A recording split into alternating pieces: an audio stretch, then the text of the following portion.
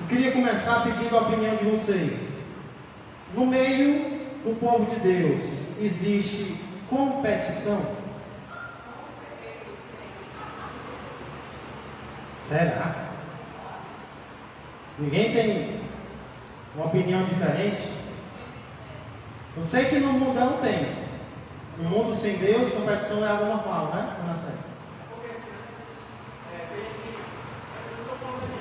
Ah, não está falando não.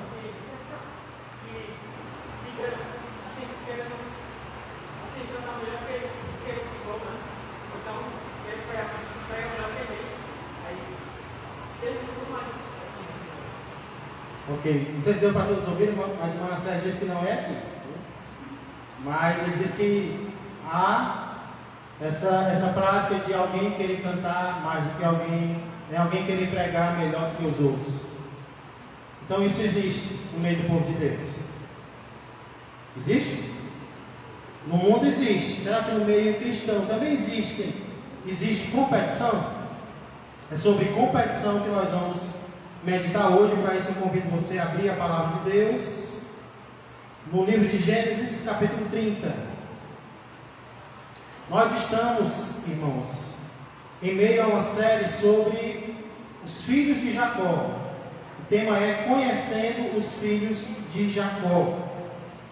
E no primeiro momento nós conhecemos os 4 filhos de Lia. Os primeiros 4 filhos de Jacó eram filhos de Lia, e nós os conhecemos. Agora, em um segundo momento, nós estamos conhecendo os 4 filhos das escravas, os 4 filhos das servas. São os filhos do meio. Todos eles são filhos de servas, das esposas de Jacó. Primeiro que nós vimos, filho de Bila, foi Dan. E hoje nós conheceremos o segundo. O nome dele é Naftali. Por quê? O que significa Naftali? E por que esse nome foi dado a ele, a essa criança? É o que nós vamos descobrir hoje. Gênesis capítulo 30 começa falando sobre o nascimento de Naftali. Vamos ler os versos 7 e 8. Gênesis capítulo 30, verso 7. Vai mostrar que Bila, nome interessante, Bila, tem o segundo filho que é dado a Jacó. Nós vimos domingo passado que Raquel, a esposa que Jacó amava, não podia ter filhos. Então, porque a sua irmã teve 4 filhos com Jacó, ela acabou ficando com ciúmes, acabou ficando com inveja, e aí ela decide fazer o que Sara fez. O que foi que Sara fez? Deu a sua serva a Abraão. E aí Raquel decide fazer a mesma coisa. Ele dá a sua serva Bila a Jacó. Com que propósito? Propósito de gerar um filho com ela. Algo comum para aquela época. Uma barriga de aluguel. E aí isso acontece. Bila tem o primeiro filho, que é Dan. E aí no verso 7 nós vemos que Bila tem o segundo filho. Vamos ler o verso 7. Gênesis 37. Concebeu outra vez Bila, serva de Raquel, e deu à luz o segundo filho. Então o 6º filho de Jacó era filho de uma serva. O 5º e o 6º eram filhos de uma serva de Bila, serva de Raquel. No verso 8, irmãos, nós temos Moisés registra o que Raquel fala depois do nascimento desse 6º filho de Jacó, o filho da sua serva. Verso 8. Disse Raquel, preste atenção, disse Raquel: com grandes lutas tenho competido com minha irmã e logrei prevalecer. Chamou-lhe, pois, Naftali. Vou ler de novo. Disse Raquel, verso 8: com grandes lutas tenho competido com minha irmã e logrei prevalecer. Chamou-lhe, pois, Naftali. Como é que está na versão corrigida?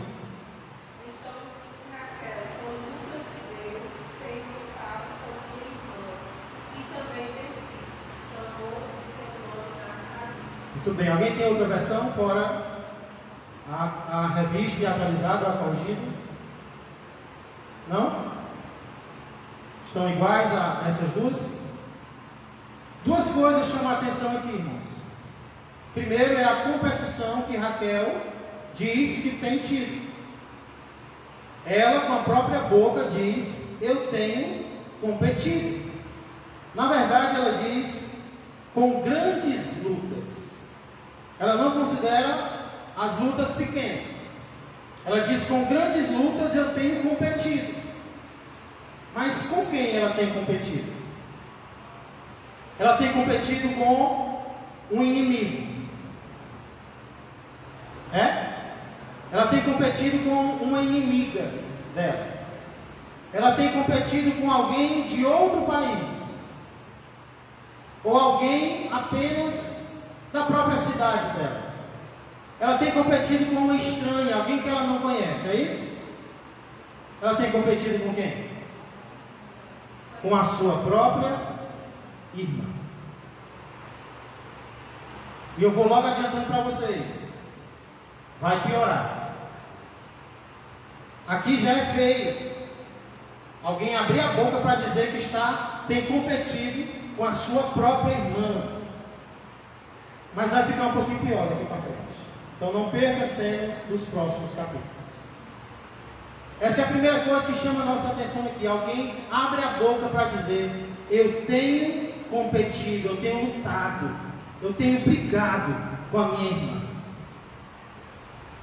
A segunda coisa que chama a atenção nesse versículo é a comemoração de Raquel. Porque ela não apenas diz que tem competido, agora ela vai falar com alegria que tem vencido. Olha o que ela diz: e logrei prevalecer. Ela se gaba que agora ela está ganhando. E eu estou ganhando. E eu estou vencendo. Logrei prevalecer aqui significa: eu consegui vitória. Eu consegui vitória. Então, tanto é, irmãos, por isso, por acreditar que, porque a serva dela está dando filhos, ela é vitoriosa, ela coloca o nome da criança de Naftali. Naftali tem cheiro de vitória. O nome Naftali significa a minha batalha, a minha guerra, a minha luta. Ela acredita que aquele menino está sendo a demonstração de que a luta dela está sendo vencida. Naftali significa isso.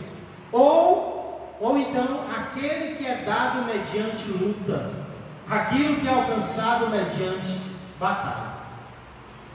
Então, nós vamos já ver, irmãos, o que isso tem a ver conosco. O que isso aqui tem a ver com a minha vida e com a tua vida. O fato de Raquel estar lutando com a sua própria irmã e está comemorando a vitória sobre ela. Mas antes vamos ver a bênção que o pai, que Jacó dá a Naftali. Vem comigo para o capítulo 49.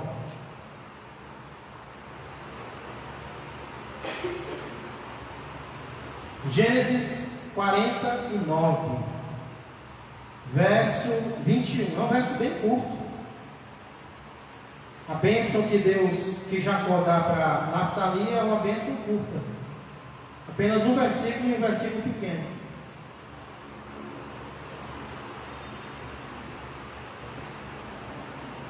Diz assim, Gênesis, amém? Gênesis 49, 21. Naftali é uma gazela solta. Ele profere palavras formosas. Então, duas coisas o pai Jacó diz aqui sobre Naftali. A primeira, Naftali é uma gazela solta. Aqui provavelmente ele está falando isso em relação à liberdade que Naftali tem. A liberdade que Naftali tem. Por quê? Porque mais na frente, a tribo de Naftali vai ser uma tribo das regiões montanhosas. Então vai ser uma tribo com mais liberdade do que as outras, até porque, por ficar no extremo, por ficar no norte, Naftali não tinha que se preocupar tanto com o seu território, porque ele ficava no extremo, ele tinha a possibilidade até de conquistar mais território. Então a tribo de Naftali se tornaria uma tribo de muita liberdade, uma tribo que poderia até conquistar mais territórios, né? Teve até um comentarista que disse algo, eu escrevi aqui. Ele diz assim, ó, a liberdade de Naftali pode ter sido cumprida historicamente pelo fato de seu território tribal não possuir divisa ao norte. A tribo era livre para expandir as suas posses à extensão que conseguisse conquistar. Então havia uma liberdade. Naftali não precisava brigar com ninguém por território. Olha que ironia. O filho que nasceu de uma competição não precisaria competir quando formasse uma tribo, né? Então nem sempre aquilo que acontece com os nossos antepassados precisa necessariamente se repetir na nossa vida. Deus é capaz de transformar a nossa história, de quebrar laços, de quebrar costumes que foram praticados pelos nossos antepassados. Então Naftali, ele teria essa liberdade, por isso, provavelmente, Jacó disse que ele é um animal solto, um animal veloz. E aí, em segundo lugar, no verso 21 ainda, ele diz, ele profere palavras formosas. O que é que nós podemos entender por aqui? Naftali, ele tinha uma certa habilidade com palavras. Ou ele falava bem, ou ele escrevia bem. Mas o pai reconheceu que ele falava palavras formosas. Ele falava bem, ele se expressava bem, ou por escrito, ou mesmo falando.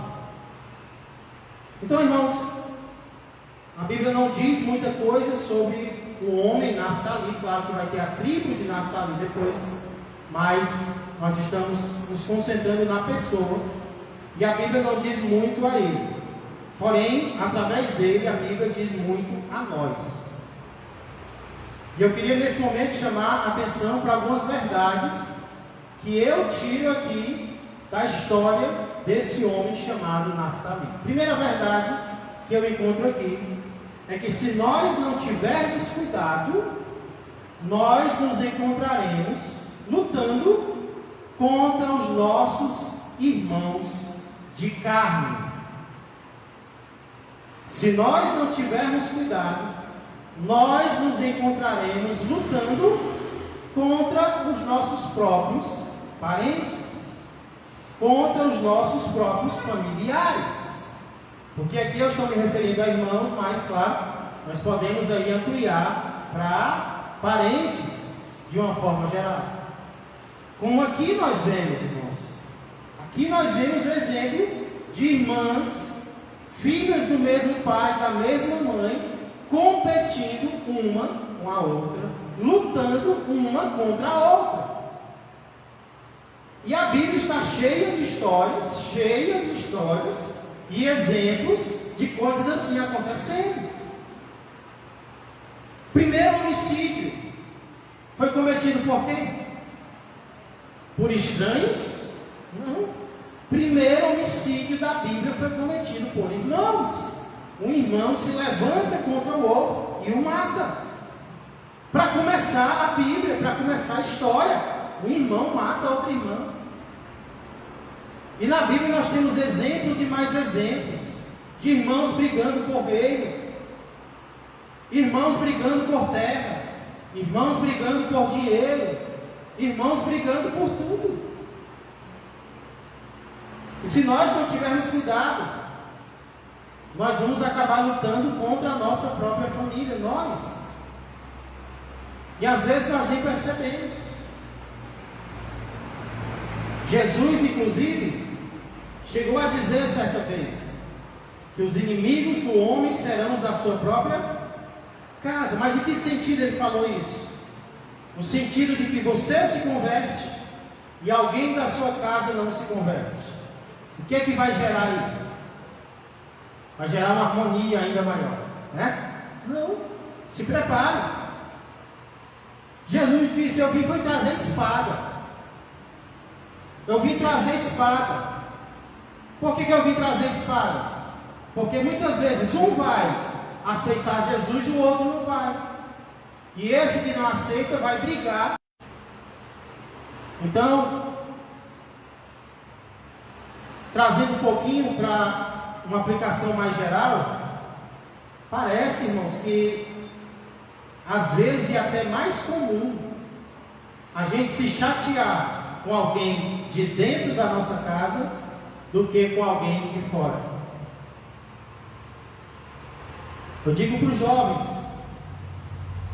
às vezes alguns jovens nos procuram dizendo que está muito difícil dentro de casa. Recentemente, um amigo nosso nos procurou. Ele ainda não se converteu, mas ele nos procurou para dizer que estava brigando com o pai.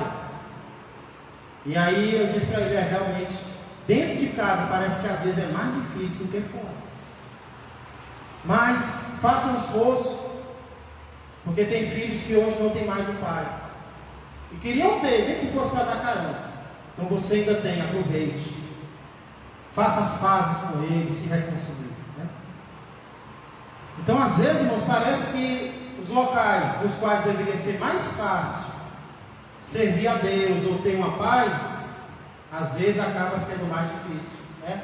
É na própria família, é no meio dos irmãos. Tem crente que fica triste porque o irmão não acredita, porque o irmão não aceita. Então, o que é que Jesus nos ensina? O que é que Paulo nos ensina? No que depender de vós, tende paz com todos os homens. Então nem sempre vai depender de você a paz com seus parentes. Mas no que depender de você, se esforce, seja humilde. Se for preciso, peça perdão. Mas procure a paz com os seus, né? Procure a paz com a sua parentela. Procure a paz dentro da sua casa. Porque uma coisa feia é uma casa dividida.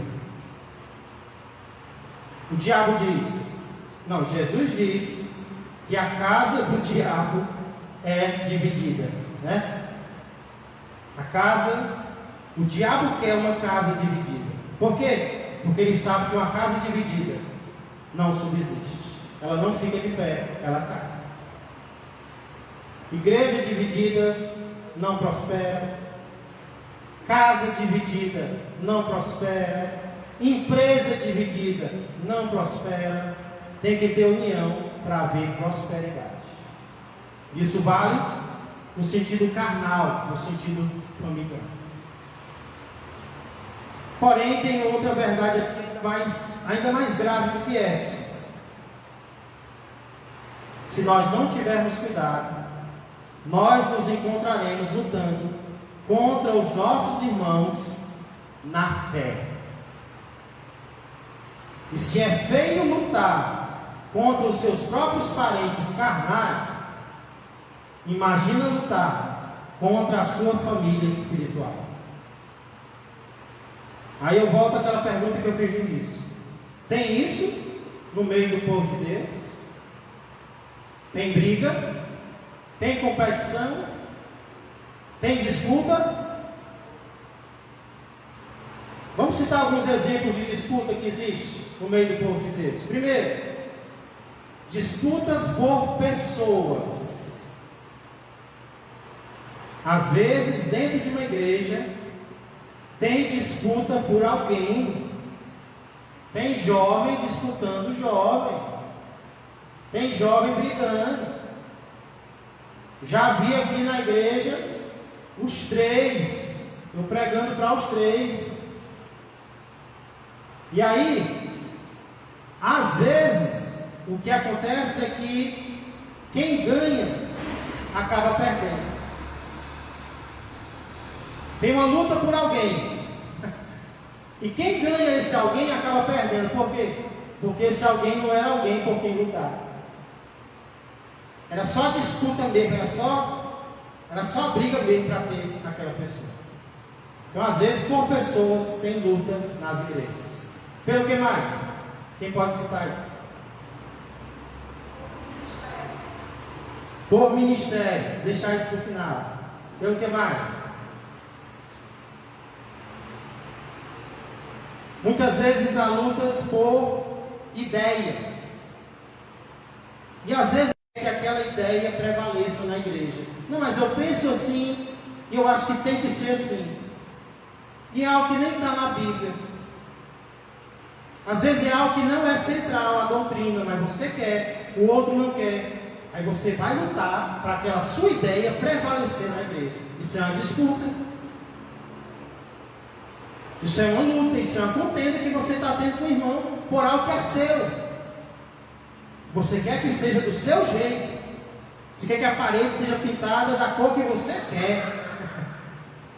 Então são ideias, às vezes nós estamos brigando por ideias nossas, irmãos. É um sotaque que eu queria que tivesse na igreja. Esse sotaque aqui é o meu sotaque mineiro. Eu queria que a igreja todinha falasse mineiro. Eu queria que a igreja todinha falasse cearense, paulista. Irmãos, está cheio disso nas igrejas. Às vezes a pessoa quer, não, mas tem que chiar. Né? Às vezes, o que eu estou querendo dizer? Se é algo bíblico, eu vou lutar para aquilo ser entendido pela igreja. Mas às vezes não é. Às vezes é porque eu cresci assim, às vezes é porque eu fui acostumado assim, e eu queria que fosse assim. Aí o que eu vou fazer? Eu vou lutar com os irmãos para ser daquele jeito. Cuidado! Cuidado! Outra luta que se tem muito nas igrejas é a luta por cargos. Principalmente porque em algumas igrejas os cargos são decididos por votos. Aí vai o fulano e a cicrana. Eu vi isso muito. Fulano e a cicrana, para a igreja votar qual dos dois vai ser o líder. Rapaz, quem perde, como é que fica? Ainda tem que apertar a mão do outro, né? Que ganhou. Às vezes tem, né, luta por influência, luta por amor. Tem gente que luta para ser amado pelos outros. E aí, como a irmã falou, muitas vezes tem lutas por ministérios, não apenas dentro da igreja, mas também fora da igreja. Irmãos, não precisa ter uma visão muito boa não, para perceber que existem ministérios lutando contra ministérios, para ver qual é o ministério melhor, para ver qual é o ministério maior, qual é o ministério que ganha mais almas, qual é o ministério. Eu estava pensando, no céu, Jesus vai nos recompensar porque nós ganhamos almas para o nosso ministério, ou Ele vai nos recompensar porque nós ganhamos almas para Ele? Por que a gente briga tanto por placa? A minha placa, o meu ministério, a minha igreja. Se Deus não vai me recompensar porque eu ganhei alma para o meu ministério, sim porque eu ganhei alma para Ele. Por que eu não oro pelo ministério do outro? Por que eu não ajudo o ministério do outro? Por que nas postagens dos outros eu não curto? Por que eu não posso fazer isso? Então, há coisas que nós temos que pensar que estão muito erradas nos nossos dias e que não vão trazer recompensas para nós diante de Deus. O que vai trazer recompensa para nós é viver em paz, viver em tranquilidade. Vamos fazer a nossa parte aqui, mas não vamos torcer pelo insucesso de ninguém, pela queda de ninguém. Vamos torcer por todos, vamos orar por todos. Então a Bíblia fala muito sobre isso também, irmãos, sobre lutas no meio dos cristãos. Vamos ver alguns exemplos, né, para não ficar só nas minhas palavras. Lá, Mateus capítulo 18. Se algum dessas lutas estiver ocorrendo em nós, vamos reconhecer Vamos pedir perdão a Deus, porque é pedindo perdão que a gente cresce, que a gente muda, que a gente aprende. Mateus capítulo 18, verso 1. Exemplos de luta entre os cristãos. O maior no reino dos céus. Naquela hora aproximaram-se de Jesus os discípulos perguntando: quem é porventura o maior no reino dos céus? É como se eles estivessem perguntando: Jesus, de nós aqui, quem é o maior? Ou então daqueles a quem nós defendemos, quem é o maior? Quem é o maior dos nossos líderes? Quem é o maior dentre nós? A Jesus chama uma criança, coloca no meio deles e diz: em verdade vos digo, que se não vos converterdes e não vos tornardes como crianças, de modo algum entrareis no reino dos céus. Ele está falando para quem aqui, irmãos? Para apóstolos. E ele está dizendo: se vocês não se converterem, nem lá no reino dos céus vocês vão entrar. Se vocês não pararem com essa disputa que vocês estão tendo entre vocês, nem no reino dos céus vocês entram. Portanto, aquele que se humilhar como esta criança, este é o maior no reino dos céus. E quem receber uma criança tal como esta em meu nome, a mim me recebe. Vocês querem ser grandes? Então se humilhem. Vocês querem crescer? Então diminuam. Esse é o modo de Jesus. É o modo de ser realmente grande aos olhos de Jesus. Mas aí parece que eles não aprendem, irmãos, que nem a gente. Capítulo 20, verso 20.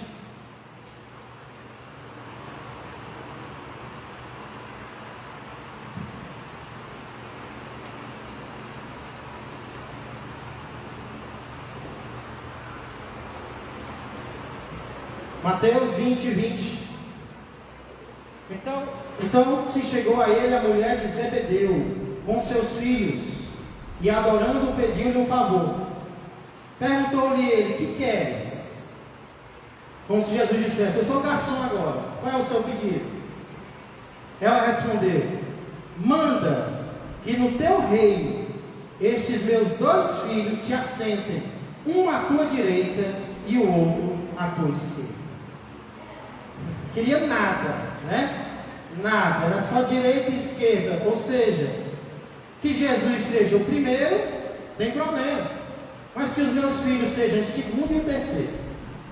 Os outros podem ficar ao lado deles, mas que eles sejam os principais. Jesus pediu nada.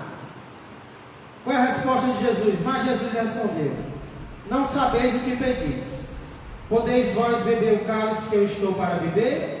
Respondeu-lhe: podemos. Ora, estamos aqui para o que deve é, Jesus.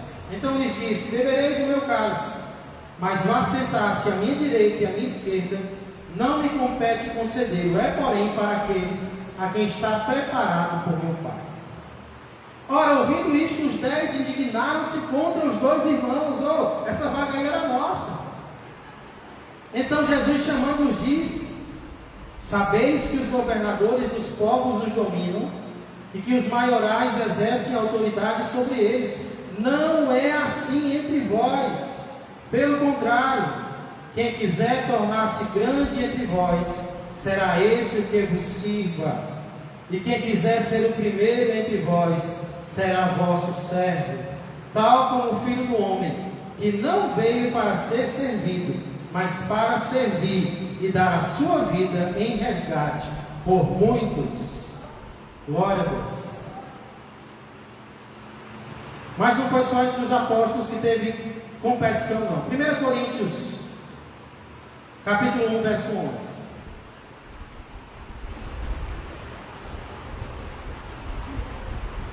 1 Coríntios 1 e 11.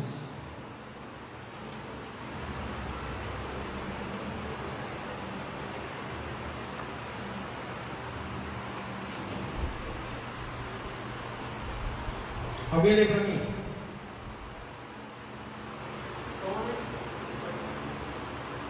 1 Coríntios 1 e 11. Só o 11. 1 e 11.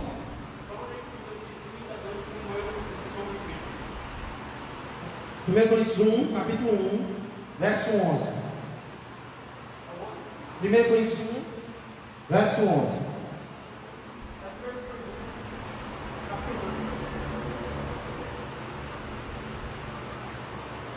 Como é que diz na sua Bíblia aí?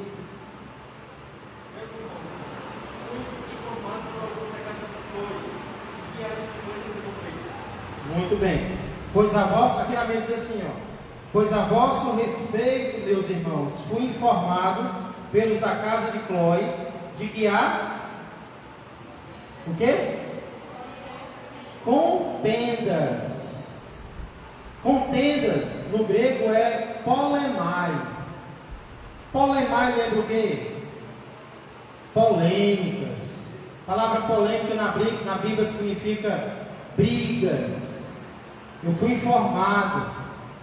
Estão me dizendo, o boato está grande, de que tem brigas no meio de vocês. Vocês estão brigando uns contra os outros. Paulo está escrevendo para quem? Para Esmaltec, né? Ele está escrevendo para uma pedra na seada, para um time de futebol. Não, está escrevendo para uma igreja. Tem brigas entre vocês. Então, irmãos, são apenas alguns exemplos. Se nós não tivermos cuidado, nós vamos participar dessas brigas. Nós vamos lutar contra alguém por algo na igreja. Mas o que é que nós precisamos entender? Contra quem de fato é a nossa luta? Alguém sabe?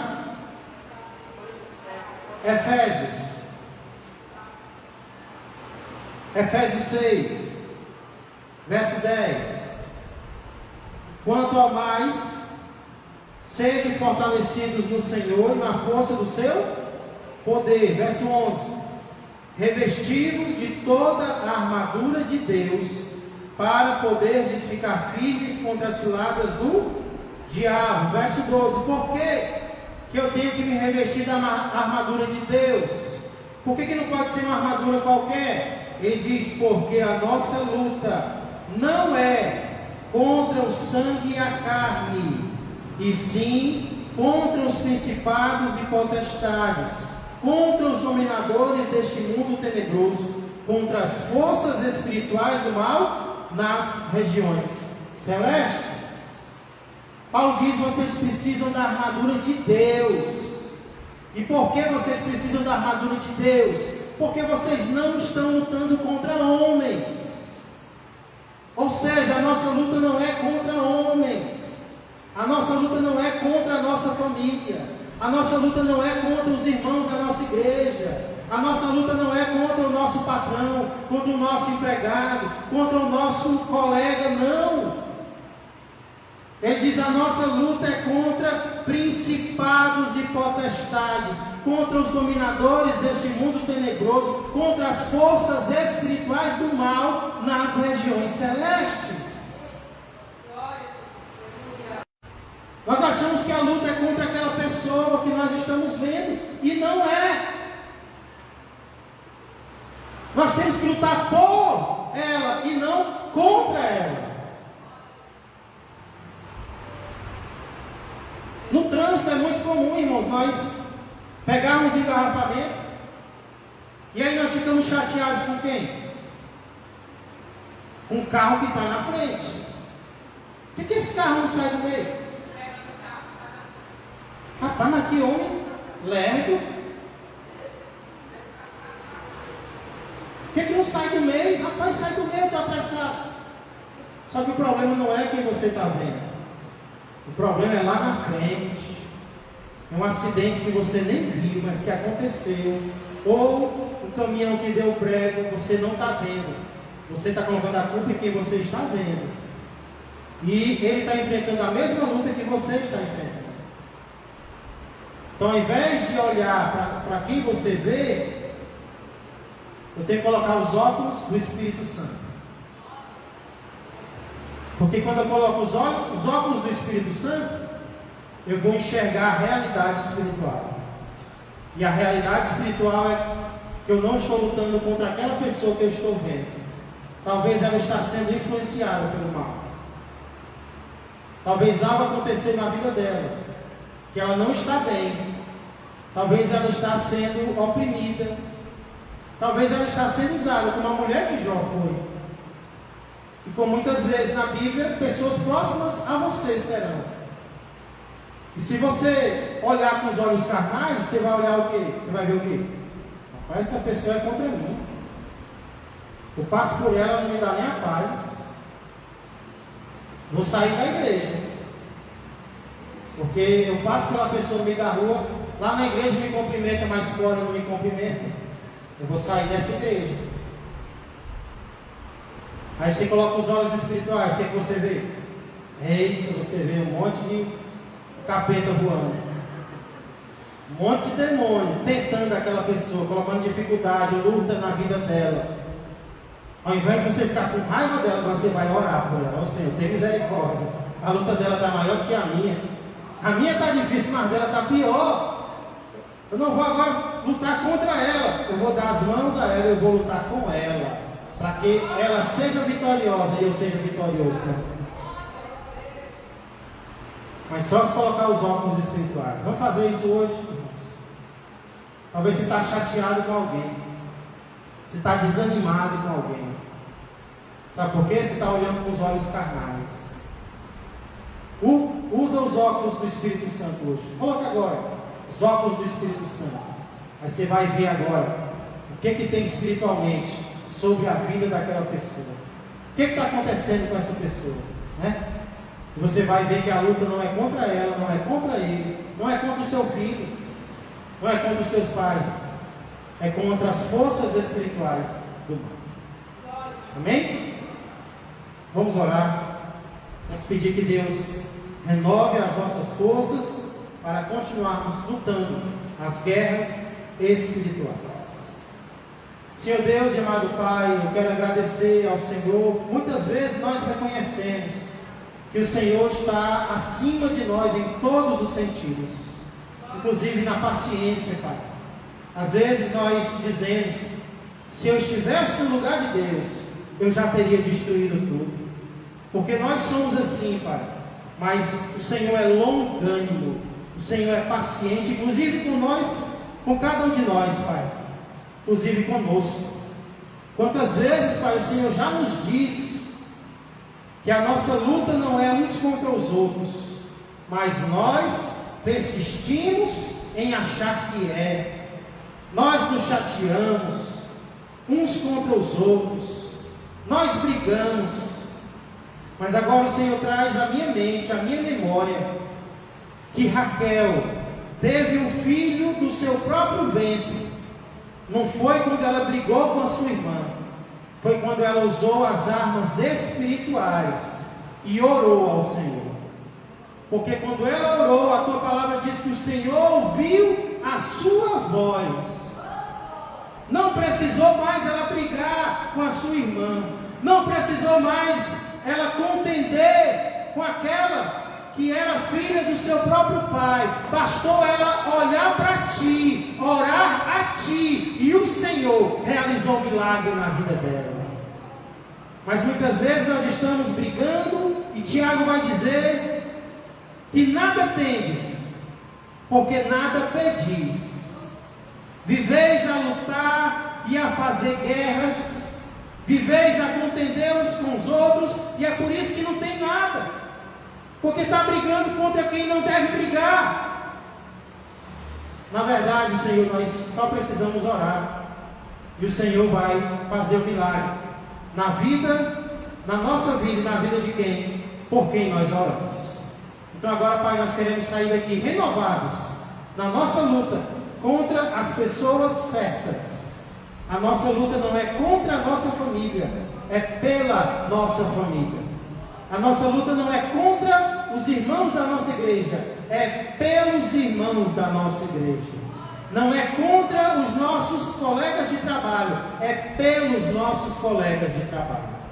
E mesmo que sejamos perseguidos em um momento ou outro, nós queremos, Pai, dizer como Jesus: Pai, perdoa-lhes, porque eles não sabem o que fazem. Jesus orou pelos seus perseguidores e nós queremos seguir o exemplo de Jesus. Então agora nos ajuda a enxergar a realidade, Pai. Muito obrigado. Continua nos abençoando e aprendendo com a Tua palavra. Transforma as nossas vidas e através de nós transforma as vidas de outros. Por tudo isso eu peço e agradeço. Em nome de Jesus, que a graça do Senhor, que o amor do Pai e que a comunhão do Espírito Santo permaneçam e cresçam mais e mais na vida e na família de todos vós. Um ótimo dia a todos. Que Deus os abençoe.